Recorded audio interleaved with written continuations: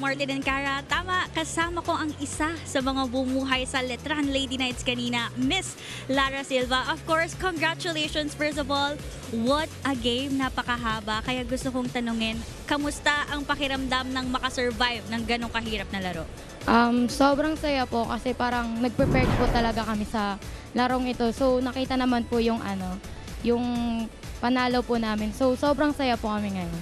And speaking of preparations, ito curious lang ako, hindi ko natanong kanina, paano ba kayo nag-prepare? Because this is Perpetual that we are talking about last season.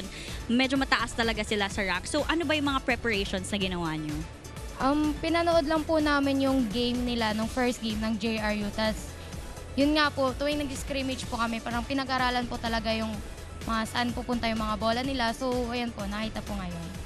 At sa hinabahaba ng prosesyon ay nandito tayo. Kaya gusto kong tanongin sa'yo, ano ba yung lesson na napulot mo sa napakahirap na larong to na madadala mo sa mga susunod yung pang games?